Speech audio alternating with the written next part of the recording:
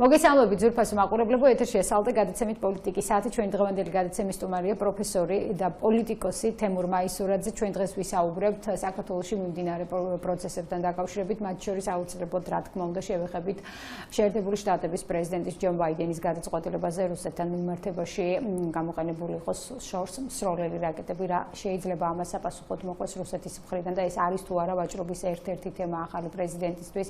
სწორედ ამ თემას განვიხილავთ ბატონ თემურთან ერთად. მოგესალმებით ბატონ თემურ, მადლობას გიხდით სტუდიაში მოგზაურობისათვის. სანამ შევეხებით ბაიდენის გადაწყვეტილებას, მიმოვიხილოთ საქართველოში რაც ხდება რადიკალური ოპოზიცია გავიდა ქუჩაში. რამოდენიმე კარავიც არის გაშლილი, დაახლოებით 20-ზე მეტი. ამის პარალელურად ჩვენ ვნახეთ წერილი, რომელიც 4 პოლიტიკურმა ძალამ, ეს არის გიორგი გახარია, ნაციონალური მოძრაობა, ლელო, რომლებიც თხოვენ ევროკავშირს, რომ რაც შეიძლება დაძაბონ საქართველოსთან ვითარება და კატეგორიულად ითხოვენ, რომ საქართველოს ევროკავშირში გაწევრიანების პროცესი შეჩერებულია მთავრობის მიერ ჩატარებული საპარლამენტო არჩევნების გამო. აი ამ სიტყვის ინიცირებას თხოვენ ევროკავშირს ქართული ოპოზიციის წევრები და თხოვენ, რომ რაც შეიძლება მეტად ილაპარაკონ ეს არჩევნები, რადგან ეს არჩევნები, როგორც თავად ამბობენ, არის გაყალბებული. ჩვენ ნახეთ, რომ სწორედ ზუსტად იგივეს ამბობს ევროკავშირის წევრი ზოგიერთი ქვეყნის ლიდერები, რომ დიახ, საქართველოში შეჩერებულია, საქართველოს ევროკავშირში შლა არის შეჩერებული. როდესაც ქართული ოპოზიცია, რომლებსაც აქვთ პრეტენზია, რომ მართონ მოვიდნენ ხელისუფლებაში და მართონ ხელისუფლება, რამდენად არის ეს წერილი, ესე ვთქვათ, პოლიტიკურ კორექტულობაზე არაფერს არ საუბრობს. სწორედ ის ნაწილი, რისთვისაც სააკაშვილის რეჟიმი არაერთი ადამიანი ყავდა სააკაშვილის რეჟიმს დაპატიმრებული ღალატის ნაწილი. სგულისხმობ, იკვეთება აქ სწორედ ღალატი, როდესაც სხვა ქვეყანას თხოვ, რომ რაც შეიძლება მეტად განცხადებები გააკეთონ საქართველოს წინააღმდეგ. გამარჯობათ ბატონ თამთა, უმრავლესობა მოწვევისთვის. მე სალმებით გმაყურებელს. ჩვენ დიდი ხანია ვაკურდებით ეგრეთ წოდებული ოპოზიციური ძალების ქმედებას. ჩვენ გვახსოვს, რომ დასავლეთს ყველაზე კომფორტული ურთიერთობა ჰქონდა, როდესაც ხელისუფლებაში იყო მიხეილ სააკაშვილი. მაგ დროს მიხეილ სააკაშვილს ჰქონდა აბსოლუტურად სახელმწიფოს შიგნით ყველაფრის გაკეთების უფლება, იმის ამასლოდ, რომ ლოიალური უნდა ყოფილიყო დასავლეთის მოთხოვნებთან საქართველოსა და დასავლეთის ურთიერთობებში, ანუ ინტეგრაციის პროცესში საქართველოს უნდა მოქცეულიყო ვასალური სახელმწიფოს ფუნქციით, მაგრამ შიგნით მას ნებართვა ჰქონდა ეკეთებინა ყველაფერი, რაც მას მოესურვებოდა. უფრო მეტიც ისინი კარნახობდნენ, დაარბიე პრობლემა არ იქნება. ჩვენ არაფერი დაგვინახავს, ჩვენ ვერაფერს ვერ ხედავთ, შეხარ დემოკრატიის შუქურა და აშენებთ. ნუ ეს ყველაფერი ჩვენ ვიცით. ამის შემდეგ გარკვეული დისკომფორტი დასავლეთმა იგრძნო ქართული ოცნების უკვე ბოლო წლებში, მაგრამ ქართულმა ოცნებამ ეს შეძლო იმ გეოპოლიტიკური ტრანსფორმაციის დროს, როდესაც სოფლიომ დაიწყო ცვლილება.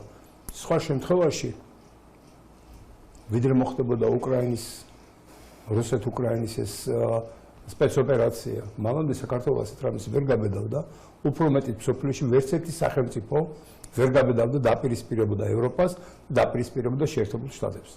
ამ ომმა გააშიშლა ყველაფერი, ამ ომმა გააშიშლა ყველასე ზრახვები და მიზნები, ამ ომმა შესაძლებელი გახადა, რომ არამც თუ რამე თქვა, არამედ ამოიღო და ყველაფერი უთხრა და სახეში უთხრა ყველაფერი ევროპას და შეერთებულ შტატებს, ესე იგი რაც მომხდარა, რაც ხდება და რეალური მათი სახე როგორიც არის. ამიტომ ამ ვითარებაში მათთვის დისკომფორტულია საქართველოში იყოს არამორჩილი ხელისუფლება. ანუ მათ საქართველოს უნდა პარტნიორი ისეთი გაგებით, რომ საქართველოში მას გააკეთონ ყველაფერი, როგორც მათ მოესურვებათ, მთავრობას ქონდეს მხოლოდ სიმბოლური სახე. ანუ ჩვენ ქონდეს ილუზია, რომ ხელისუფლება ავირჩიეთ ჩვენ. ამიტომ ეს ის ძალაა, ეს 4 პარტია ის ძალაა, რომელიც მათ შეუქმნით ამ მიმართულებით კომფორტს. ამიტომ ეს არ უნდა გაგვიკვირდეს. ჩვენ ხო ვიცით, როდის ხდება ქვეყანაში გადატრიალებები. ერთი როდესაც ხელისუფლება მოსყიდულია და მეორე შემთხვევა არის მაშინ, როდესაც შენ ყავს კრიტიკული მასა გამყიდველების, სამშობლოს გამყიდველების და ეგრეთ წოდებული სხვა ინტერესებით მოქმედი ჯგუფები, რომლების მეშვეობითაც შენ ნებისმიერ დროს შეიძლება ამოაყირავო სახელმწიფო. დღეს მათ არც ერთი აქვს და არც მეორე. ანუ ხელისუფლება არის ის, ვინც არის, მოსყიდულობას მათ ვერ დააბრალებ და ეხლა იქმნება მე რომ მკითხოთ არამედ საფრთხის შემცველი, არამედ პირიქით. დადებითი სიტუაცია ეხლა მე რომ მკითხოთ. იმიტომ რომ დასავლეთ ევროპა იძულებული იქნება აი ბოლო შხამი გადმოანთხიოს. ეს პროცესია როგორც ჩანს. ეს პროცესია.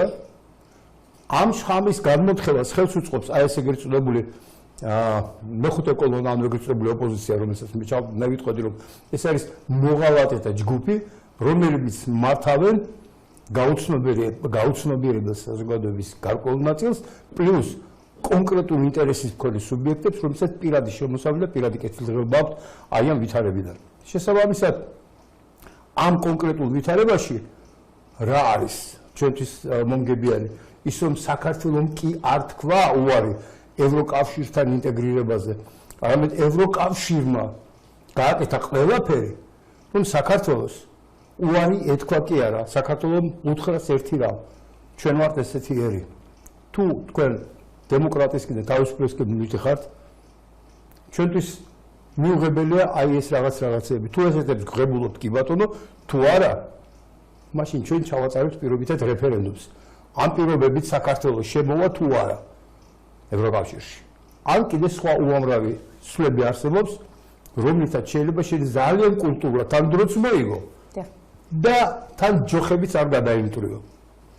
ამასობაში ეს ტრანსფორმაცია მივა იქამდე, რომ აქეთ შეგვეხვეწებიან, რომ რაღაცა ფუნქცია დაიტოვონ საქართველოში, ანუ ევროპამ, ასევე შეერთებულმა შტატებმა. ჩვენ ასევე ველოდებით, როგორ დამთავრდება უკრაინის ომი. ეს ყველაფერი ერთი სისტემის ნაწილებია, რომელსაც ცალკე ვერ განიხილავ. ანუ ერთი კონსტრუქციის შემადგენლობებია. არ არსებობს არც ერთი ცალკე. ვინც ცალკე განიხილავს ამ საკითხებს, ესე იგი მთელ კვანტს, მთელ სისტემას ვერ ხედავს. ხო და მე ვფიქრობ, რომ საქართველოს მოსახლეობას მართლა მოუწევს კარგად დაფიქრდეს, რა არის მისი არჩევანი და რამდენად გონივრულია აი ამ დესტრუქციულ, აი ამ საშინელ ძალებთან ილუზიის ქონა რაღაცა სამოთხის, რომელიც არ ყოფილა და არც არსებობს. იმიტომ რომ ის ევროპა, რომელთანაც ჩვენ გვინდოდა ურთიერთობა აღარ არსებობს. არსებობს ევროკავშირის აი ეს კონკრეტული ჭყალებში ვიტყოდი, რასაც ისინი ღირებულებებს ეძახიან, რომელსაც ვერავინ ვერ მიხსნის, ცალ-ცალკე ყველა ქვეყნის ისტორიული თუ ღირებულებითი ნაწილი მათი კულტურის ტრადიციების ჩვენ ვიცით ცალ-ცალკე, მაგრამ ერთად ჩვენ არ ვიცით რა არის ევროკავშირის ღირებულება. არავის არ უთქვამს, ვერავინ ვერ ამბობს. და მესამე, როგორ შეიძლება იყო განწყობილი, რომ შენ ღირსებით შეხვალ სადღაც, სადაც გეუბნებია, რომ შენ თუ გინდა რომ ჩემთან შემოხვიდე, უღირსობით უნდა დაიწყო, ანუ LGBT-ი უნდა დაიწყო, სრული მორჩილებით უნდა დაიწყო, ანუ სრული მორჩილებით, ხო წარმოგიდგენიათ? ჯერ არ ხარ ევროკავშირის წევრი და რამდენი სუფლებას აძლევენ თავის თავს. ხო წარმოგიდგენიათ რა დღეში ვართ. მე ეს ის ევროკავშირია, რომელიც არჩევნებამდე დაიწყო იმის სიყვარული, რომ საქართველოს არჩევნები ყალბდება და გაყალბდება. გაყალბდება, ამას აპირებენ. რატომ? ამ წერილი საფუძველზეა ბატონ თემურ ყველაფერი ნახეთ, აქ ამ წერილის ნაწილში კიდევ ეს არის დასავლეთის მოთხოვნა, რომ ოპოზიციამ ეგ წერილი გააგზავნოს. ეს იქ დაწერილი წერილია და აქ ხელმოწერილი. ანუ ისევე როგორც ქარტია, რომელიც რა თქმა უნდა, ისევე როგორც ქარტია. ნახეთ ბატონ თემურ, საინტერესო არის ოპოზიციის წარმომადგენლები ამ წერილში ეს ნაწილიც რო განვიხილოთ, სთხოვენ ევროკავშირის წარმომადგენლებს, რომ მან დაახლოებით 120 მილიონი ევროს ოდენობის ყოველწლიური ფინანსური დახმარება, რომელიც გამოიყოფა საქართველოსთვის, შეაჩეროს მანამ სანამ არჩევნების გამოძიების შედეგები არ იქნება ცნობილი. აი ამის პარალელურად ძალიან საინტერესო არის ჯოზეფ ბორელის განცხადება, რომელმაც აი არასოდეს ყოველთვის ვიტყვი ხოლმე ამ ფრაზას, რომელმაც გითხრა რომ ჩვენ ვართ მასწავლებელი და თქვენ ხართ მოსწავლე, ამიტომ უნდა დავემორჩილოთ მას. მან თქვა დღეს გააკეთა განცხადება, რომ 100 მილიონზე მეტი გაიყინება და იმის ნაცვლად, რომ ეს მიემართებოდეს საქართველოს ხელისუფლებისკენ, მოხმარდება სამოქალაქო ორგანიზაციას. ანუ ღიად ამბობს, რომ ეს 100 მილიონი ჩაიდება ისევ იმ არასამთავრობო ორგანიზაციებისთვის იქნება გამოყოფილი, რომლებიც დღეს მაგალითად აგერ კარვები გაშალეს და ხედავთ რა პროცესებისკენ მიყავთ ვითარება, ხო? არაერთხელ ვისაუბრია, რომ მიზანი და მოტივი ამ ოპოზიციის არის პროცესების რადიკალიზაცია და ხელისუფლების ძალადობრივი გზით შეცვლა. როდესაც ამხელა ფინანსებს დებენ, ცხადია, რომ თავისთავად ეს არის ერთ-ერთი წინ გადადგმული ნაბიჯი იმისათვის, რომ კიდევ უფრო მეტად წაახალისონ ფინანსურად ეს ჯგუფები, რომ მოხდეს აქ მათთვის მორჩილი ხელისუფლების მოყვანა და ეს მათთვის მორჩილი ხელისუფლების მოყვანა სწორედ ხელისუფლება არის ის ადამიანები, რომლებიც დღეს ქუჩაში არიან, ხო? კი ბატონო, მე მოგახსენეთ, რომ ეს ყოველთვის ერთი სისტემის ნაწილები, ანუ ბორელის განცხადება, ის რეზოლუცია, რომელიც დღეს უნდა მიიღონ, ის რაც ამათმა გააგზავნეს იქიდან გამოგზავნილი წერილიდან, რომ იტყვენ ხელი მოაწერეს და უკან დააბრუნეს, ეს არის ერთი მოქმედება. ანუ ამავე თითქოს ერთის მხრივ უარყოფით ქმედებას, აქვს დადებითი ქმედებაც. იმიტომ რომ ის კანონი, რომელიც ჩვენ მივიღეთ გამჭვირვალობის შესახებ, პარლამენტი, როდესაც შედგება იმის შემდეგ წავა მოქმედებაში, ეს არის პირდაპირ სახელმწიფოს წინააღმდეგ მოქმედი ძალების დაფინანსება, რომლებიც არაპირებენ დეკლარირებას შემოსავლების, რისი უფლებაც აქვს სახელმწიფოს, რომ მათ აუკრძალოს საქმიანობა საქართველოში, ანუ იურიდიული პირი გაუქმოს და ასე შემდეგ. ვფიქრობ, რომ ის კანონი დროულად არის მიღებული დიახ და ქმედებების დაგვიანების დრო არ არის ოღონდ. ახალი პარლამენტი შედგება თუ არა, ახალი კაბინეტი დამტკიცდება თუ არა, ხელისუფლებამ უნდა დაიწყოს ძალიან მკვეთრი მოქმედებები ყველა უკანონობაზე. თუ ეს არ შედგება, სახელმწიფო მოირყევა. მაგრამ ნურავის ნუ გონია, რომ აქ ვადამდელი არჩევნების რო ჩადარდეს, ხელისუფლება ქუჩაშიც რომ დავარდეს, რომ ეგენი შეძლებენ მაგ დავარდნილი ხელისუფლების ხელში აღებას. არის საქართველო, რომელსაც ეს ვითარება არ მოწონს და იმ ვადაში, იმ დროში საქართველო მოახერხებს ახალი ძალების კონცენტრირებას იმისთვის, რომ შეიცვალოს პოლიტიკური პარადიგმა აი ამ გამოწვევების შესაბამისად, რომელიც დღეს საქართველოშია. ჩვენ ძველ გზაზე ვეღარ ვივლით. იმიტომ რომ ის გზა აღარ არსებობს. რეალურად აღარ არსებობს.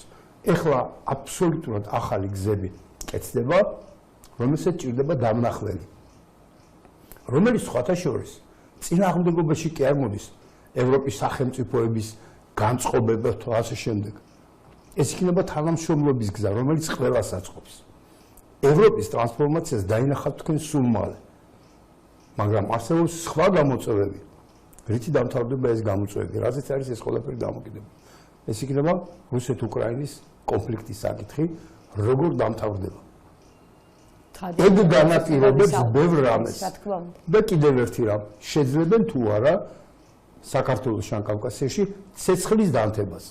ცელობა არის ეხლა ხომ, რაც ხდება მაგალითად თბილისის ქუჩებში და პარალელურად აფხაზეთში, ეს არის მცდელობა იმისა, რომ კავკასიაში ცეცხლი დაინთოს, ცეცხლის კალი, რაზეც ჩვენ მათ შორის სომხეთში ჩალიჩობენ, ყველგან ჩალიჩობენ რომ ითქვან ბოდიშთა გამოთქმაზე, იმიტომ რომ ჩალიც მეტი აღარაფერი აღარ ქვია, იმიტომ რომ ახლა შეიძლება ჩემმა კოლეგამ მეტრეველმა გაგაკრიტიკოთ ამის გამო, ისევე როგორც მიქაუტაძე, რომელმაც სიტყვა გამოიყენა ერთ-ერთი რუსული ფრაზა, ეს არის ზამენა და ამის გამო ის არის 2 დღეა საშინელი ბულინგის მსხვერპლი. არა, შევსავიტან, იმიტომ რომ ამას მეტი არაფერი, ამას არ ქვია დაგეგმილი მოქმედება, ამას არ ქვია გააზრებული მოქმედება, ეს არის პროცესების რაღაცა პროცესები მიმდინარეობს და უკვე ცდილობ ამ პროცესში რაღაცა გააკეთო და მოერგო პროცესს, რასაც სხვა არაფერი არ ქვია. გარდა ჩალიჩის. კი ბატონო. ბატონ თემურ, კიდევ ერთი ნაწილი, რაც არის მთავარი თემა, ეს არის მუქარისის ნაწილი, რომ ჩვენ გაგვეუქმებენ ვიზა ლიბერალიზაციას. თუ კი არ იქნება ეს ხელისუფლება, თუ კი არ გამოიძიებს, ესე ვთქვათ, ამ გაყალბებულ არჩევნებს, თუ ეს ხელისუფლება არ დანიშნავს, ხელახალი არჩევნები არ დაინიშნება, ასეთ შემთხვევაში, მოკლედ ბორელი და მისი ჯგუფი გვეუბნება, რომ საქართველოს გაუქმდება ვიზა ლიბერალიზაცია. მოდით ახლა ეს თემა თუ შეიძლება რომ რამოდენიმე კუთხით დავანახოთ მაყურებელს. მიიღეს ეს გადაწყვეტილება დაუშვათ და გაუქმდა საქართველოსთან დაკავშირებით ვიზა ლიბერალიზაცია. რა ხდება მე? ვინ არის ამაში თავარი პასუხისმგებელი? ანუ დამნაშავე ხელისუფლება, რომლის მმართველობის პერიოდში მიიღო საქართველომ და ისარგებლა ამით, თუ რადიკალური ოპოზიცია, რომელიც წერილზე აგზავნის, რომელიც ყველაფერს აკეთებს იმისთვის, რომ პირიქით საქართველოს მოსახლეობაში გაჩნდეს ანტიამერიკული, ანტიევროპული განწყობები. ვინ არის ამაზე პასუხისმგებელი და ვის უნდა მოსთხოვოს პასუხი საზოგადოებამ? იმ საზოგადოებამ, რომელმაც მაგალითად მხარი დაუჭირა ქართულ ოცნებას და არა რადიკალურ ოპოზიციას. და აი ამ სარგებლით, რასაც ქვია ეს ვიზა ლიბერალიზაცია, ეთნით ისარგებლა როგორც ხელისუფლების მხარდამჭერებმა, ასევე ოპოზიციის მხარდამჭერებმა, ხო? ეს ხო არ ნიშნავს მარტო ქართული ოცნებისთვის მხარდაჭერებისთვის უქმდება ეს ვიზა ლიბერალიზაცია. დაუშვათ, რომ ეს მიიღონ. ცოტა ეჭვმებარება, რომ ამ გადაწყვეტილებამდე მივიდნენ, მაგრამ მაინც. გამოდიან თამთა. ერთია მიზეზი ვისი ბრალია და მეორეა ამ საზოგადოება როგორ აღიქობს. საზოგადოება იცით როგორ აღიქობს? როგორც ევროპა ამბობს, რომ მე ვაუქმებ ამას, იმიტომ რომ ქართული ოცნება არ მემორჩილება, ანუ მოკლედ რო ვთქვა. აი ეს დიპლომატიური რა ვთქვა ის იმებს რო აურიოთ და რო გავაშიშვლოთ ეს საკითხი. ანუ საზოგადოება ამას მიიღებს ასე, იმას კი არ გაიხსენებენ. ისე მოსწავლე და მასწავლებელი. კი, ვის ხელში და როგორ და რანაირად მოხდა. არამედ აი ისინი ხო ამბობდნენ, რომ ჩვენ ვიზა ლიბერალიზაციას გაგიუქმებთ, თქვენ თუ არჩევნებს თავიდან არ ჩაატარებთ, თქვენ თუ ესე ქართული ოცნება უნდა გამოვიდეს და უნდა თქვენს რომ იცით რა, მოდი არჩევნები არ გვინდა. მოდი თქვენ დაჯექით და მართეთ სახელმწიფო, დაახლოებით ამას ითხოვენ. ხო და ესე იგი აქ ჩვენ ხო საქმე გვაქვს აღქმების საზოგადოებასთან. ლოგიკური საზოგადოება, რომელიც ლოგიკურად აზროვნებს საქართველოში, დგას მეორე მხარეს. აღქმების საზოგადოებაშიც კი უკვე ზოგიერთი აღქმა ვეღარ მუშაობს, იმიტომ რომ ხალხის რაოდენობა მათ საპროტესტო მიტინგებზე სულ უფრო და უფრო მეტად მცირდება. ამას ხედავთ, ეს ფაქტია. მაგრამ არის ერთი მაგრამ. ვიზა ლიბერალიზაცია ცალკე თემაა. ერთი ადამიანები, რომლებიც ამით სარგებლობენ, მაგრამ მეორეა როდესაც აუსარგებლია, არასოდეს არ ყოფილა, მაგრამ არ თმევენ იმას, სადაც აი ხვალაპირებდა, აი ზეხვაპირებდა, აი უნდა წასულიყო გასულ პროგრამაში უნდა მიიღო მონაწილეობა და შემდეგ ეს ვიზა ლიბერალიზაცია. იმათ უფრო ჭირდებათ მე რომ მკითხო ვიდრე ჩვენ. იმიტომ რომ მათთვის სასიცოცხლო მნიშვნელობა ექნება ბრიქსის პროექტებს მათი ეკონომიკის გადარჩენისთვის, სადაც საქართველოს როლი ექნება ძალიან დიდი. ანუ ჩვენი ფუნქცია აბსოლუტურად იცვლება ამ შემთხვევაში. და თუ შენ იქამდე მიიყვან საქართველოს რომ ამ ურთიერთობებში საქართველოს უკვე როგორც პარტნიორად კი როგორც მტრად აღიქვამს, უკვე ის ყველა შესაძლო ბერკეტი, რომელიც შეიძლება მათ ქონოდათ ამ ურთიერთობებში, ხელიდან გაუშვებენ. მე მგონი ეგეთი უგუნურები არ არიან, მაგრამ უგუნური ნაწილი მართავს ევროპულ კავშირს. იქ სადაა ლოგიკა? აღარ არის ის მართლობათა სისტემა, სადაც სახელმწიფოების ინტერესები იყო. გაიხსენეთ ხო? ფონ დერ ლაიენმა როგორ თქვა, იქ სადაც დიდი ინტერესი მომეჩე, ჩემი ამორჩევლის ისა არ მაინტერესებს. ხო და ასეთ ადამიანებთან როდესაც გაქვთ საქმე, აი ერთ-ერთი თუ გინდა წარმოიდგინოთ როგორი მართლობა ევროპაში, უნდა შეადაროთ იმ 4 პარტიის ლიდერებს, რომლებსაც ხელისუფლებაში უნდა, აი ზუსტად ერთ-ერთი ერთი ტიპაჟი, ერთი სოფხედელობის, ერთნაირად ნამოს გარეცხილების, პირდაპირ ვეთქვი, ერთნაირად სამშობლოზე გამყიდველების, ისინი თავისი ჩვენი. აი ეს არის რეალური სურათი ევროკავშირის მმართველობის. ანალოგიურად იყო შეერთებულ შტატებში, ნახოთ ახლა რა ცვლილებები მოხდება. მოხდება არ მოხდება და რა სურათი იქნება. მაგრამ ფიქრობ რომ აი აქ ამერიკის საკითხი კიდე ცალკე უნდა გადავიხილოთ. რას აპირებს? საინტერესოა, რას აპირებს ამერიკის შეერთებული შტატები საქართველოსთან მიმართებაში, იმიტომ რომ თქვენ ბრძანეთ ევროკავშირი და ევროპაზე საუბრობთ, მაგრამ ჩვენ ხედავთ, რომ ევროპელი ლიდერები აკეთებენ განმარტებებს იმაზე, რომ საქართველოში არ ჩატარებულა სამართლიანი არჩევნები და კატეგორიულად ითხოვენ ამ გამოძებას. წინააღმდეგ შემთხვევაში ისინი საუბრობენ დასჯის ბერკეტების ამოქმედებაზე, მაგრამ აქ საინტერესო თვითონ არის შეერთებული შტატების სახელმწიფო დეპარტამენტის განცხადება. ჩვენ ჯერ არ მოგვისმენია, მათ შორის თითქოს ამერიკის საელჩო საქართველოში არ არსებობს. ძირითადად პირველად წინა პლანზე გადმოვიდა გერმანიის ელჩი. როგორ ფიქრობთ, ბატონ თემურ, რითი შეიძლება ახსნათ შეერთებული შტატების თავშეკავებულობა საქართველოსთან მიმართებაში? ჩვენ არ ვიცით ჯერ განცხადება, რა განცხადებას გააკეთებს ამერიკის შეერთებული შტატები. შეიძლება ვიფიქროთ, რომ ელოდება ეუთო ოდირის დასკვნას შეერთებული შტატები და ამის შემდეგ იქნება განმარტებები. ცხადია, რომ არჩევნებთან დაკავშირებით ჩვენ არ მიგვიღია ჯერ პოზიცია შეერთებული შტატების. ეს შეიძლება განპირობებული არის იმ ცვლილებით, რაც საპრეზიდენტო არჩევნების შემდეგ მოხდა. ეუთო ოდირის გადაწყვეტილება იქნება პოლიტიკური, რომელიც ძალიან იქნება დამოკიდებული სწორედ იმაზე, რაც ხდება შეერთებულ შტატებში. ამერიკის ელჩი გაჩვენებულია იმიტომ, რომ ხვალინდელი ამერიკის გეგმები რეგიონში როგორ იქნება, ჯერ ელჩის დონეზე არავინ არ იცის. სამაგერო თამაშდება დიდი თამაში, ხო? ანუ ეგრეთ წოდებული ცუდი პოლიციელის როლში ახლა ბაიდენი, რომელიც ნებართვას აძლევს შორი რაკეტების გამოყენებას უკრაინას. რატომ? იმიტომ რომ აი ამ უკვე დაძაბულ სიტუაციაში ახალი პრეზიდენტი მოვიდეს და რუსეთთან უკვე მომგებიან პოზიციაში დადისვით რა აი ეს ამბავია, მაგრამ მე შემიძლია ეს ყველაფერი შევცვალო, გავაჩირო უკრაინა ერთმანეთს, მაგრამ თქვენც რაღაცა უნდა დათმოთ, იმიტომ რომ უკრაინა მიდის პირდაპირ მარცხზე, ყველა ველზე, ყველგან აგებს. ეს არის მხოლოდ დათამაშებული ფალსი. მაგრამ ჩვენ არაერთი სიგიჟე გვინახავს მსოფლიოში, როდესაც გათამაშებული ფალსი აღმოჩენილა ვიღაცა გიჟის ხელში უკვე მოქმედების დაწყების საფუძველი. მე ვფიქრობ, რომ ეს არის ერთადერთი საშუალება შეერთებულმა შტატებმა ცოტა უფრო მომგებიანი სიტუაცია შეიქმნას რუსეთ-უკრაინის საქმის დაავადებაში, როგორც ახალი კაი პოლიციელის როლში გამოსული უკვე ტრამპი, რომელიც უნდა შეცვალოს ის, რაც ბაიდენმა გასაბრძანება, ანუ თანხმობა. აი ეს თამაშია. მაგრამ აქ სრული სიმშვიდე რთულია, კიდევ ერთხელ ავ. ჩვენ მithumetis არ გვაძლევს ეს მოდუნების საშუალებას. როდესაც თამაში მარტო ერთ სუბიექტზე და ორ სუბიექტზე არ არის დამოკიდებული, მაშინ რა ხდება არავინ არ იცის. რა პოზიცია უჭირავთ დანარჩენ მოთამაშეებს? რა პასუხები ექნებათ არა ღია პოლიტიკურ განცხადებებში, არამედ ის, რაც არასოდეს არ ჩანს.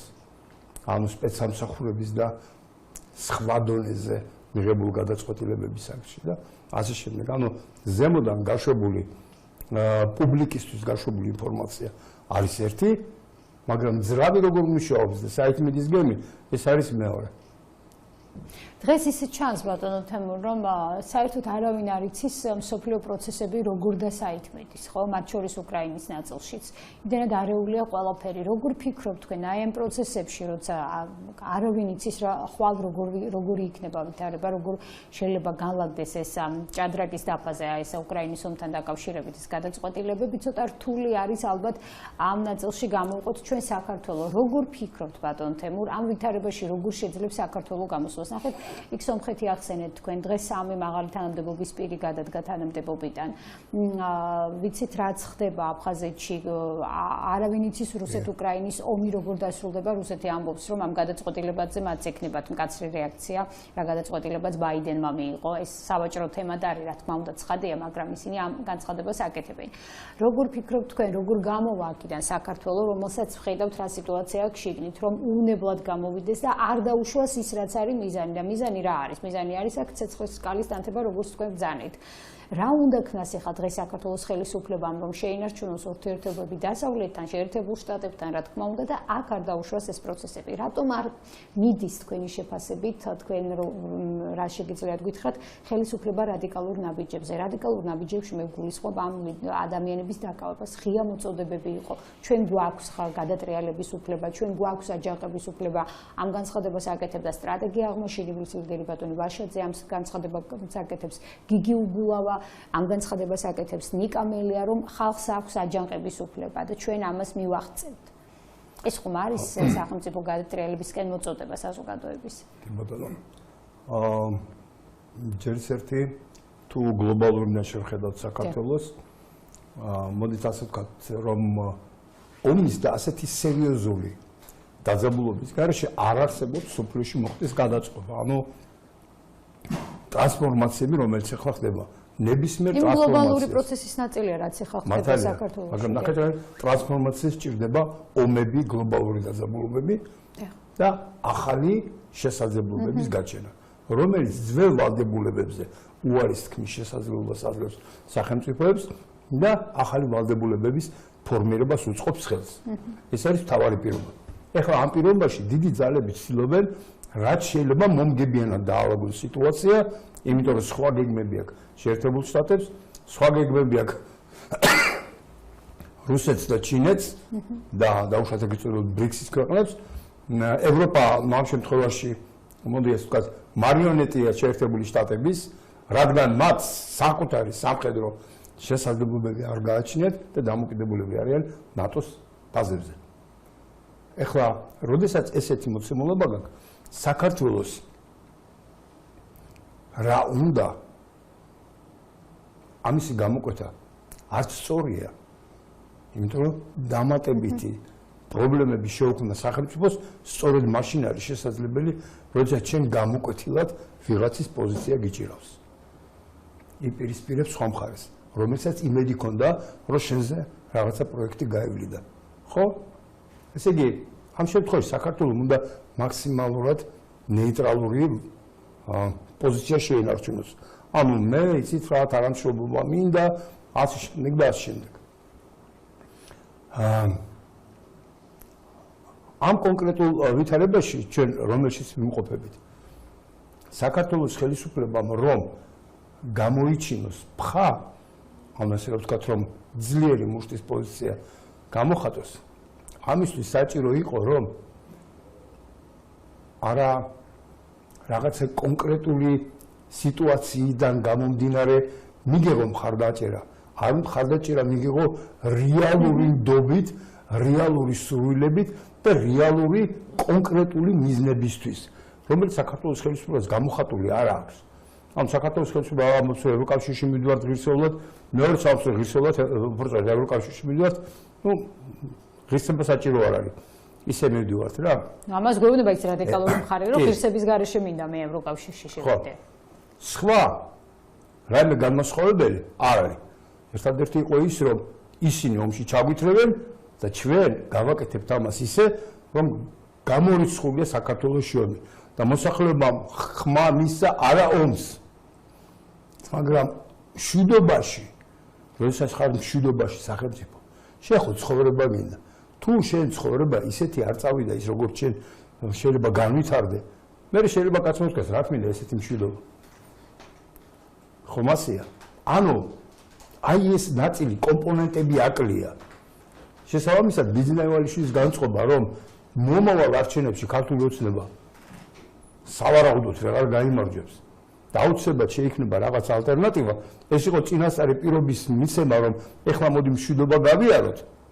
და მე აუცილებლად იქნება ხსნით ბატონ თემო, ისმენთ აი იმდენად სასიამოვნო და კარგად ხსნის, აი წარმოუდგენელია ეს ადამიანი ვერ გაიგოს რა არის უარყოფითი მოვლენა, ცუდი მოვლენა ამ პროცესში, ამ ყველაფერში, რასაც ახლა ჩვენ ვუყურებთ. ხო, ამიტომ ის ძალები, რომლებიც აშკარად ხედავენ, რომ თუ ახლა რაღაცა ვერ გააკეთეს, მე არაფრის შანსი არ ექნებათ, ყველანაირ დესტრუქციაზე წამსვლელები არიან. აი რაც გულისხმობთ ყველანაირ დესტრუქციაზე, კიდევ რა შეიძლება, რა ნაბიჯები შეიძლება ჩვენ მივიღოთ გადაწყვეტილებები ამ დესტრუქციული ძალებისგან. ისინი ამბობენ, რომ არც ერთ შემთხვევაში არ დაუშვებენ პარლამენტის პირველი სხდომის ჩანიშვნას. თუ არ ვცდები, დიახ, იგივე ბატონი ვაშაძე საუბრობდა იმაზე, რომ პრეზიდენტი არის უფლებამოსილი მოიწვიოს პირველი პარლამენტის სხდომა. კონსტიტუციაში ასე წერია, ყოველ შემთხვევაში ასე ამბობს ვაშაძე. რადგან პრეზიდენტი არ მოიწვევს, სხვა შემთხვევაში ეს იქნება არალეგიტიმური პარლამენტი. ისინი რას ამბობენ, არავითარი მნიშვნელობა არ აქვს. აი რა ნაბიჯებზე შეიძლება დესტრუქციაზე წავიდნენ. დრო არის, დრო მათ სასარგებლოდ არ მუშაობს. ამიტომ ყველანაირად უნდა ეცადონ, რომ ამ მოკლე დროში სიტუაცია რაც შეიძლება გაამწვავონ ქვეყანაში. თუ მიაღწევენ ამას და აი რა ნაბიჯებს ველოდებით კიდე დესტრუქციულს მათი მხრიდან. პრინციპში ყოველი დღე დესტრუქციულია მათი მხრიდან, მაგრამ მაინც. აქვთ მათ საერთაშორისო მხარდაჭერა ცხადია ბატონო თემო, ხო ამას ვერ ვეუბნები. ეს ერთადერთია რაც. რა თქმა უნდა. მე ვიტყოდი რომ ესეთი რამე დამოკიდებულია ვის რა რესურსი აქვს. ანუ მათი რესურსი არის შეზღუდული.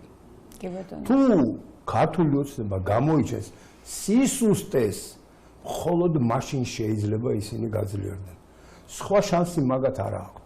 აი მე პირდაპირ ვამბობ, თუ ქართული ოცნება გამოიჩენს სისუსტეს, შეეშინდება ქმედებების, რომელიც სახელმწიფო, ანუ ყველა არასახელმწიფო ანუ რეგისტრირებული მაგალითად რევოლუციისკენ მოწოდება დავიჭირე დავაპატიმრე, იმიტომ რომ მოწოდებაა. ნებისმიერი კანონდარღვევა. ანუ მაგალითად გადავკეტე ქუჩა, მაშინ როდესაც ვეტევით ყველა ქუჩაზე, ხო? აი ახლა რაც მაგალითად პარალიზებულია ვაკე. ეს კანონსაწინააღმდეგოა. ეს არ არის პროტესტი. ეს არის პარალიზება, რასაც არც ერთ ქვეყანაში არ უშვებენ. მე ვფიქრობ, რომ აი ეს არის ის საკითხი, რაზეც მე საუბრობდი, ამ პროფესორით ახლა რომ გადმოვაკონვერტირო ამ ვითარებაში, ხელისუფლებამ თუ გამოიჩინა სისუსტე. იმ ძალებმა თუ იგრძნოს, რომ ხელისუფლება всё ვეღარ ერევა, მე შეიძლება მასებმა მოიმატოს იმათ სასარგებლოდ, ამას დაემატება რაღაც ევროვიზიის გაუქმების, რაღაცა კიდე განცხადებები და ეს შეიძლება მოხდეს მე ამისი რეზონირება. თუ ხელისუფლება გამოიჩენს ფხას, დასავლეთი დაინახავს, რომ ამ ხელისუფლებასთან ესე არაფერი შეიცვლება, ხელისუფლება ძლიერად დგას, ეგრევე შეცვლის რიტორიკას, აი ახლა ხო ხედავთ მათ რიტორიკას. რიტორიკა მაშინვე შეიცვლება მათიც და შეერთებული შტატებისაც, რატომ? იმიტომ რომ თლად დაკარგოს საქართველოს არავის არ უნდა. პირველ რიგში აი სწორედ ეს რომ ვუთხრათ ბატონ თემურ მაყურებელს, რომ ცხადია ევროკავშირს ყველაზე ნაკლებად უნდა დღეს საქართველოში იყოს დაძაბული ვითარება და ეს რადიკალური პროცესები და დესტაბილიზაცია საქართველოში არ აწყობს ევროკავშირს. მისთვის სასიცოცხლოდ მნიშვნელოვანია საქართველოსთან ურთიერთობა, აი მაგრამ ამას მაინც არ ამბობენ ისინი, მაინც არ აწყობენ. როგორ არ აწყობს დესტაბილიზაცია ყველაზე ძალიან ევროკავშირს აწყობს, იმიტომ რომ თუ საქართველოში დესტაბილიზაცია მოხდა, მაშინ შეიძლება მიაღწიონ მიზანს, რომ ის ძალები მოვიდნენ ხელისუფლებაში, რომელიც მათი სასურველია. ანუ მაგრამ ეს ძალები ხო არ არიან სიმშვიდის გარანტორები? როგორ არ არიან, იმიტომ რომ ესენი მოვლენ თუ არა ხელისუფლებაში, ეგრევე ვასალები და ისეთი მონები გახდებიან ამ ქვეყანაში, ყველაფერი იქნება. პირიქით, სწორედ ისინი არიან, ვისაც ამ ქვეყანაში სტაბილურობა არ უნდათ. სწორედ ისინი. მთელი ამბავი მაგაშია. შეერთებული შტატების რა თქმა უნდა ხელმძღვანელობით, მაგრამ შეერთებული შტატები როგორც ყოველთვის დგას თეთრი ხალათით, დასრულია ევროპა, ცდილობს გასვარო საქართველოს და თვითონ გამოვიდეს ყოველთვის თეთრი პიჯაკი და თქვას რომ იცით რა თქვენ მართალი ხართ, თქვენ მტყუარი ხართ, ან იცით რა მოდიმე თქვენ შეგარიგებთ. იცით რა მოდიმე შუაში ჩავდგებით და საქმეს მე წავიყვან და მე ყველაფერი კარგად იქნება. აი ეს არის ყოველთვის ამერიკის შეერთებული შტატების ყველაზე აი ფლიდი სახე, თუ კი დედამიწაზე ვინმეს გააჩნია ეს არის შეერთებული შტატების სახე, მაგრამ თუ შეერთებული შტატები ამ ფლიდობას არ შეეშვება, მე შემიძლია ვთქვა, რომ შეერთებული შტატების დიდი ხანი სიძლიერე აღარ უწევიათ. ამერიკის შეერთებული შტატების სიძლიერე შეიძლება დაბრუნდეს იმ შემთხვევაში, თუ სიფრიდეს მორჩება შიგნით შეერთებულ შტატებში და სიფრიდეს მორჩება სხვა ქვეყნებთან. ამერიკის შეერთებული შტატების, ისევე როგორც ბრიქსის მომავალი, დამოკიდებულია არა შიშის ფაქტორზე უკვე, არამედ თანამშრომლობის ღირებულებებზე, ვის უფრო მაღალი თანამშრომლობის ხარისხი შეუძლია შესავაზოს. ამით იცვლება მსოფლიო, ეს პოლუსების შეცვლა იძულებულს ხდის სახელმწიფოს ერთ პოლუსს და მეორე პოლუსს უკეთესი პირობები შესთავაზონ, რომ რაც შეიძლება მეტი პარტნიორი ერთმა ან მეორემ გადაიზიდოს. რაც ყველაზე სწორი და კანონზომიერი დამოკიდებულებაა, თუ კი რამ შეიძლება დედამიწაზე სუფევდეს. შესაბამისად, თუ კი ვინმეს ესმის, რას ნიშნავს სწორესწორობა და რეალური კონკურენცია, ყველაზე სწორი გზა, ყველა ხელს უნდა უწყობდეს ახლა, რომ შეიქმნას მეორე პოლუსი. თუ არა და ძალით შეიქმნება ეს პოლუსი. ძალით შექმნილი პოლუსი ნიშნავს იმას, რომ დიდი რაოდენობით ადამიანები გაწყდებიან დედამიწაზე, მაგრამ მაინც ორი პოლუსი შეიქმნება. კი ბატონო, ბატონ თემურ, მაინც რომ აი სამოქმედო გეგმაზე რო ვისაუბროთ ხელისუფლების, თქვენ როგორ ფიქრობთ, რა ნაბიჯებს შეიძლება ველოდოთ კიდევ ხელისუფლების მხრიდან, რომელიც ზუსტად ერთ კვირაში წარადგენს და ამტკიცებს ყოველ შემთხვევაში წარუდგენს პარლამენტს ახალ მთავრობას. მთავრობის ახალი შემადგენლობა მომავალ კვირას იქნება ცნობილი, ვინ იქნება მთავრობის 4 წლის განმავლობაში, ვინ იქნება მთავრობის საქართველოს მთავრობის წევრები. პრემიერ-მინისტრმა მოუწოდა უკვე სამთავრობო გუნდს, რომ წარად იმუშაონ გეგმაზე, კორექტირება შეიტანონ, პროგრამები დააზუსტონ ყოველ შემთხვევაში. სავარაუდოდ დიდი ალბათობით პარლამენტი დაამტკიცებს მთავრობის ახალ შემადგენლობას. ახალი შემადგენლობის მთავრობისგან რა ნაბიჯებს ელოდებით ბატონ თემურ თქვენ და ელოდებით თუ არა კონსტრუქციულ თანამშრომლობას, გადატვირთვის პოლიტიკას, რაზეც საუბრობს ქართული ოცნების ხელისუფლება, იქნება გადატვირთვის პოლიტიკა მათ შორის შეერთებულ შტატებთან, მათ შორის ევროკავშირთან, ელოდებით ამ გადატვირთვის პოლიტიკას და ამ ნაწილში საინტერესო არის რუსეთის როლი. გავა ხელისუფლება გადადგა სიმინდების დაიწყება დიალოგი რუსეთთან. რამდენად აუცილებელია ჩვენ რასაც ახლა ხედავთ კონფლიქტის რეგიონში რა ვითარებაც არის და როგორ ცდილობდა ქართული რადიკალური ძალები და მათ შორის სამწუხაროდ საქართველოს პრეზიდენტი ეს პროცესები ერთგვარად აფხაზეთში მიმდინარე პროცესები დაეკავშირებინა ამ რადიკალურ ძალასთან პროცესებთან რაც საქართველოში ხდება, რაზეც მიიღო სალომე ზურაბიშვილმა ძალიან ხისტი პასუხი აფხაზეთისგან. აძიმბამ გააკეთა ამაზე განმარტებები. როგორ ფიქრობთ ბატონ თემურ, აი ამ ვითარებაში როგორ შეძლებს ხელისუფლება შეერთებულ შტატებთან ურთიერთობას, მათ შორის ევროკავშირთან, მთავრობის ახალი შემადგენლობა და რა თქმა უნდა, რამდენად აუცილებელია პირდაპირ დიალოგის განახლება რუსეთთან იმისათვის, რომ ჩვენ დავარეგულიროთ ეს კონფლიქტი, რაც არის ერთ-ერთი მთავარი საამოქმედო გეგმა მთავრობის 4 წლის განმავლობაში, ეს არის კონფლიქტების მშვიდობიანი გზით დარეგულირება. და თქვენ ყველაზე კარგად იცით კონფლიქტების ნაწილში რა პოზიცია აქვს რუსეთს და თქვენზე უკეთესად ამას ახლა ჩვენ ვერავინ მოგეტყვის. უბრალოდ რამდენად აუცილებელია რუსეთთან ამ ნაწილში დიალოგი.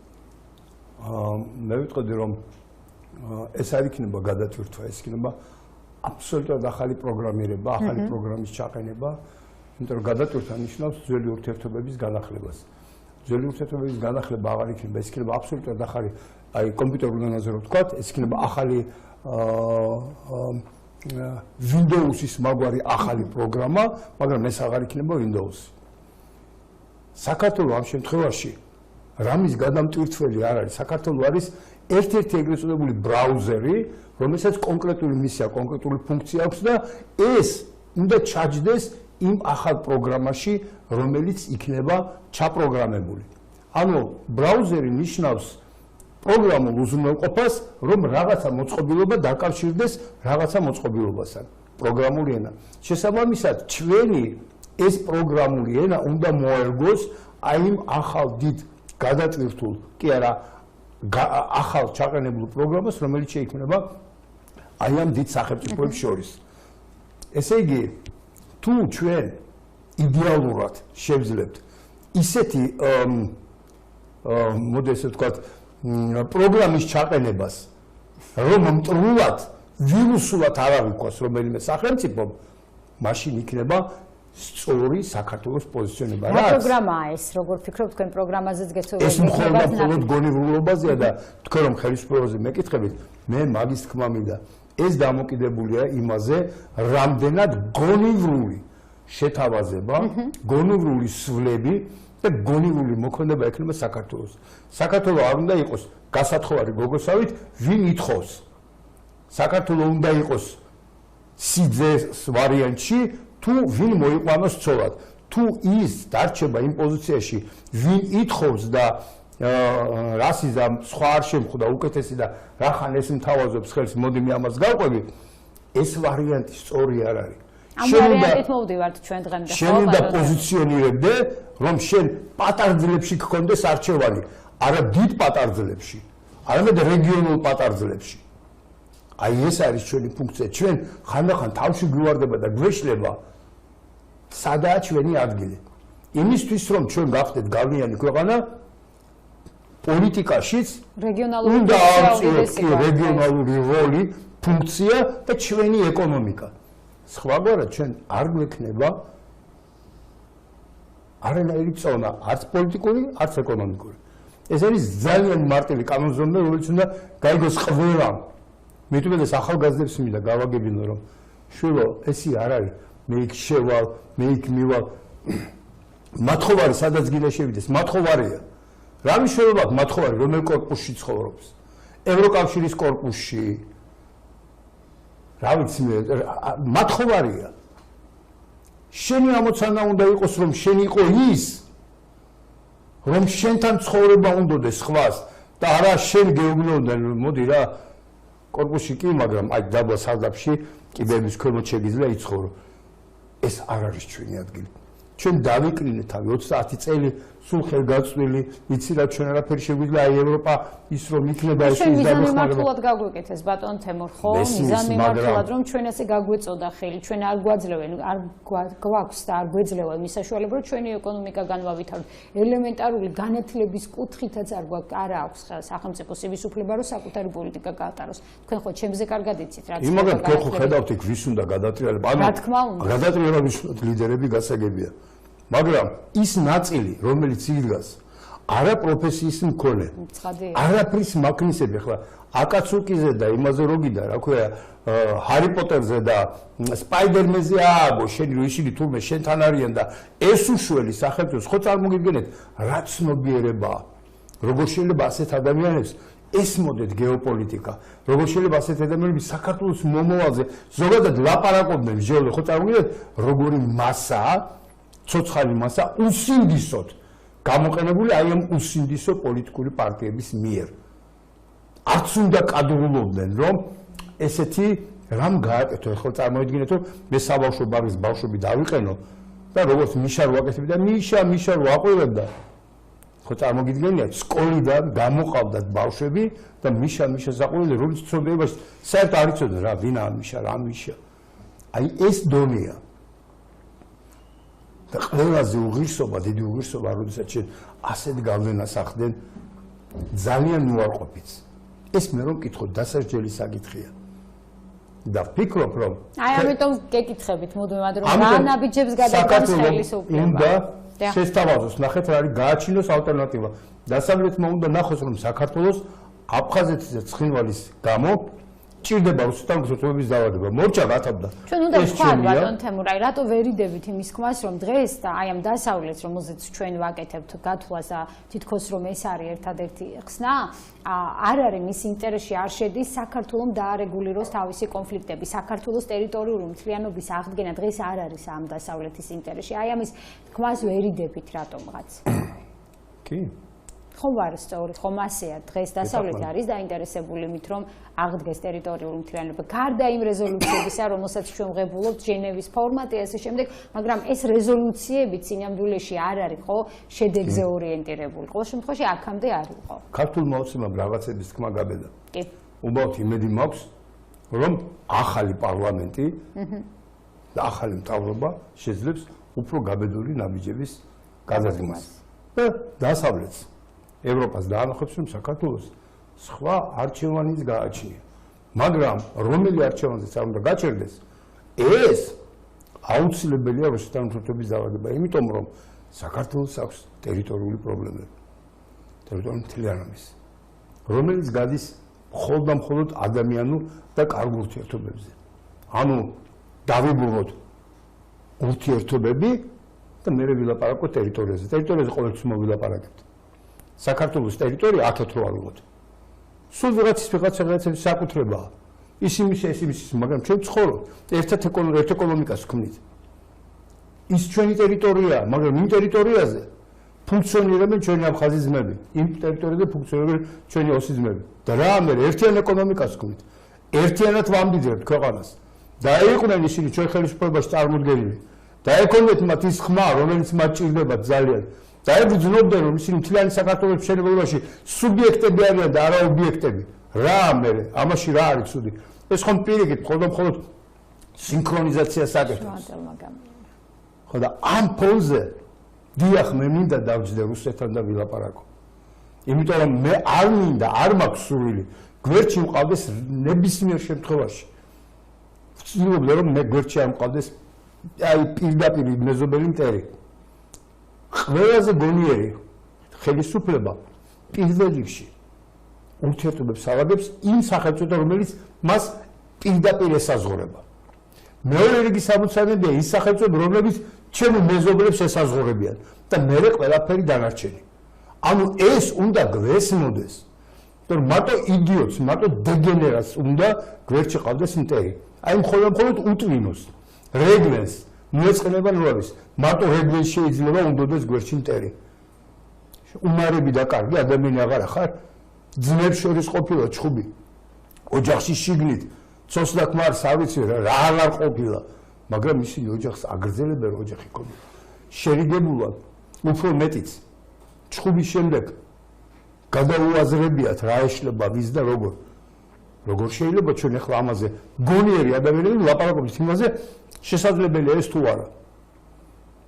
როდესაც კონფლიქტების თემაზე ვსაუბრობთ, აუცილებელი არის რომ დაჯდე რუსეთი, მხარეა ამ შემთხვევაში რუსეთი, მაგრამ აიცით რა არის ბატონ თემურ, ჩვენ ხედავთ ეხლა თქვენ გლობალურ ნაწილში საუბრობთ საქართველოსში მიმდინარე პროცესებზე და ამიტომაც მიყვარს თქვენი ეთერი და მაქსიმალურად ვცდილობ რომ ზედმეტად არ ჩავერიო თქვენს განცხადებებში, მაგრამ როდესაც თქვენ საუბრობთ აუცილებლობაზე რუსეთთან ურთიერთობის, ჩვენ ხედავთ რომ იგივე უკრაინის ნაწილში რა ვითარებაც არის და როგორ განვითარდა პროცესები სამწუხაროდ მიუხედავად იმისა რომ დღეს მთელი ევროკავშირი, ევროპა, შეერთებული შტატები არის ერთ სახელმწიფოს წინააღმდეგ ამ რუსეთ-უკრაინის ომში. ჩვენ ხედავთ, რომ ამის ფონზე ჩვენ არც ვიცით რუსეთში რა ხდება. რუსეთში გარდა იმისა, რომ პირიქით გადაიარაღება მოხდა, პირიქით ხელახლა შეიქმნა თავისი შეიარაღებული ძალები ამ ომის შედეგად. ეს კიდე სხვა თემაა, მაგრამ გერმანიის კანცლერი გასულ კვირას იყო კომუნიკაცია რუსეთის პრეზიდენტთან. იგივეს არ გამორიცხავს საფრანგეთის პრეზიდენტი, რომ მას ჰქონდეს კომუნიკაცია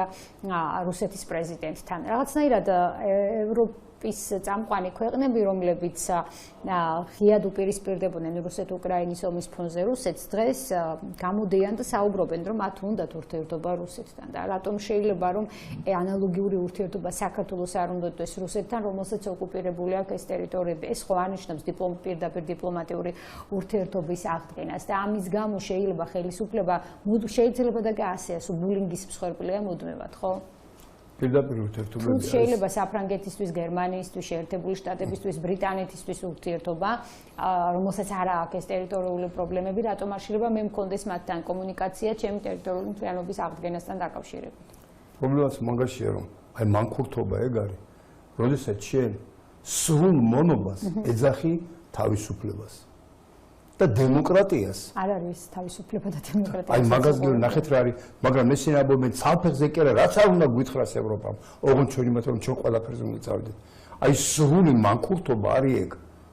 ანუ ეს კიდევ უფრო მაღალი ხარისხია, ვიდრე მონობა. ანუ მონობაზე კიდე თლამ უარესი. მონა კიდე შეიძლება გაიქცეს და მანქურთი რო გააგდო, მაინც უკან ბრუნდება. იმიტომ რომ მას არ შეუძლია ის უკან მოდის. აი ეს განსხვავებაა. ამიტომ არ შეიძლება ამ მანქურთების დაკლოზე სახელმწიფო წარიმართოს. მეორე, მე ველოდები დიახ ქართული ოცნებისგან, როდესაც დამტკიცდება ახალი მთავრობა შემდეგ, რომ დაიწყოს აფხაზეთის საკითხის საუბარი რუსეთთან და მათ შორის დიპლომატიური ურთიერთობის აღდგენაზე. არ შეიძლება ამ ხელა სახელმწიფოსთან მეზობელთან შენ არ გქონდეს დიპლომატიური ურთიერთობა. ყველაფერი მომხდარა. ბჭო, აუ როგორ ვაპატიოთ ეს ჩვენ რომ საქართველოში სამთავრობოებს და შემდეგ ერთმანეთის სისხლი გვიღვრია. აბა სისხლის ღვა ეგეთი უნდა, მაგრამ ერთად ვართ. დიდი ბოდიში და ეს როგორ არის? დამანახონ რომელიმე სახელმწიფო ან თუნდაც უკრაინაზე თავს რომ იკლავენ. როდის იყო უკრაინა საქართველოს მეგობარი? ერთი ისტორიული ჩანაწერი ამომიღო.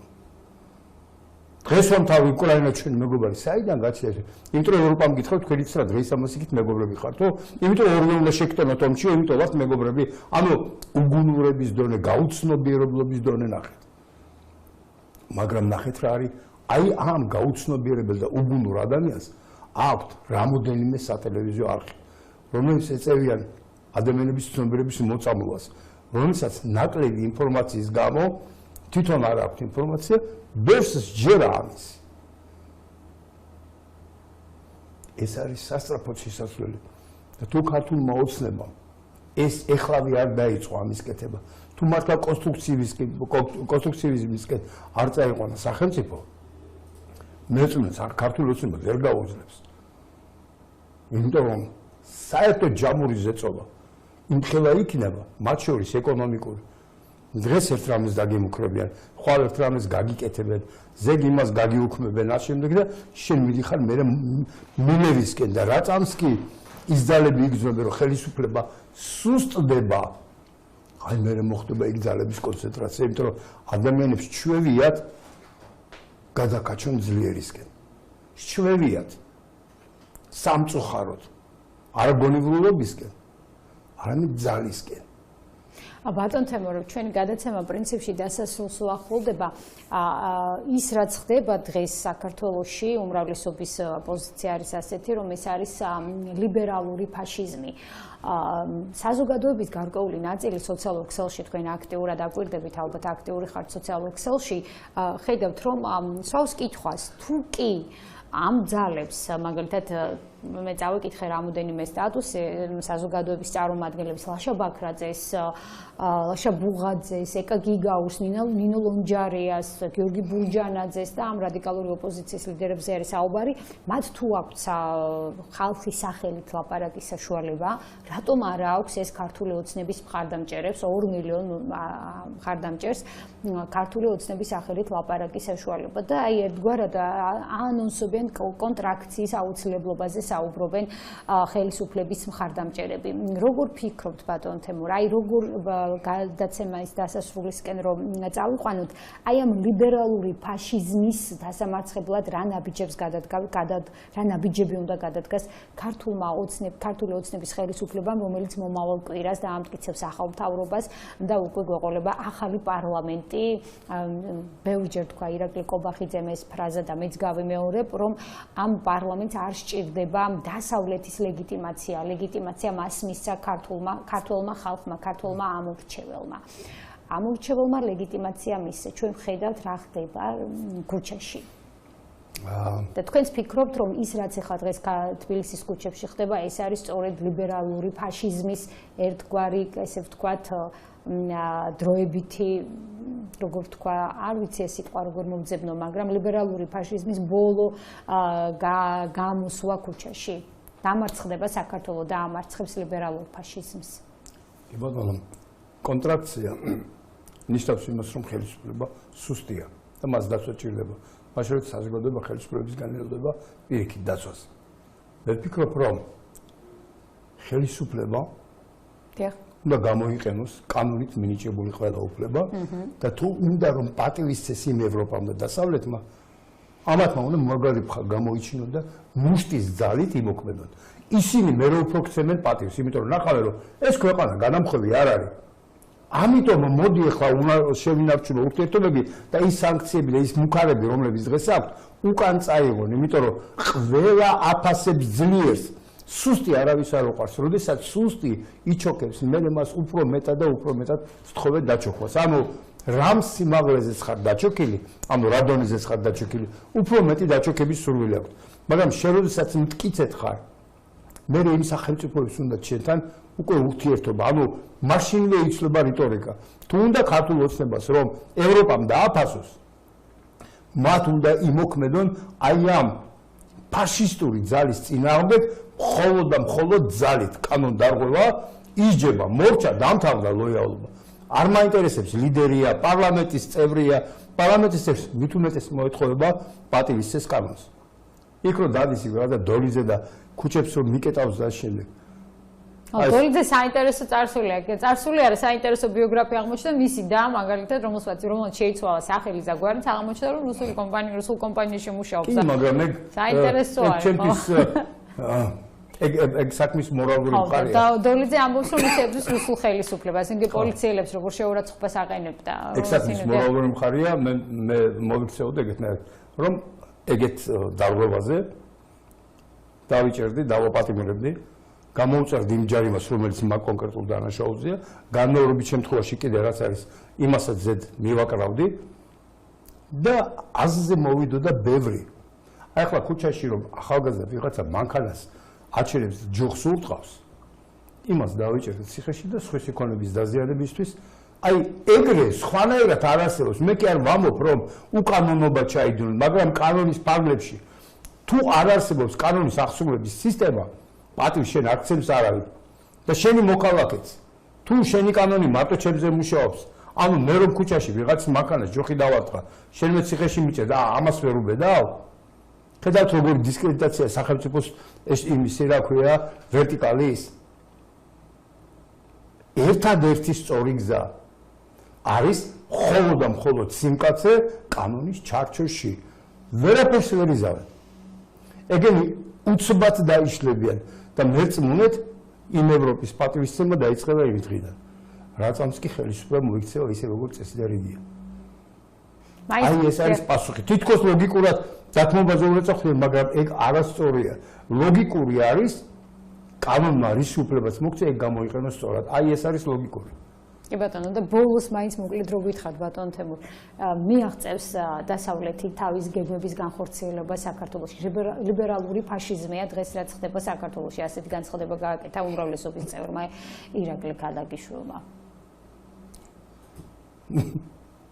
მიაღწევს იმ შემთხვევაში თუ ქართული ოცნება ვერ შეასრულებს თავის ფუნქციას მაგრამ დასავლეთ კი არ მიაღწევს მე შეიძლება მოხდეს სამოქალაქო ომი რაც მე ყველაზე ძალიან მაშინებს იმიტომ რომ მაგ ფაშისტებს საქართველოს ხელისუფლებაში არ დაუშვებს მეც და ყველა უკვე რახან ისინი კანონს არ ღვევენ მეც წავალ კანონდარღვევაზე იმიტომ რომ დაუშვებელია შეუძლებელია საქართველოს გახადო ვასალი ევროკავშირის ანუ ყველაზე სუსტი სახელმწიფო ამ ხელა კავშირის თქვენ ხომ იცით რომ იქ 65% ხმების 6 სახელმწიფოს ეკუთვნის და დარჩენ სახელმწიფოს ხომ 35 შენი ხმის ძალა იქ არის 0.000 რაღაცა რა უნდა მიიღო ვინ ხარ შენ იქ აბსოლუტური ნული მაგრამ ეს ვინმეს ესმის შენ მხოლოდ და მხოლოდ აი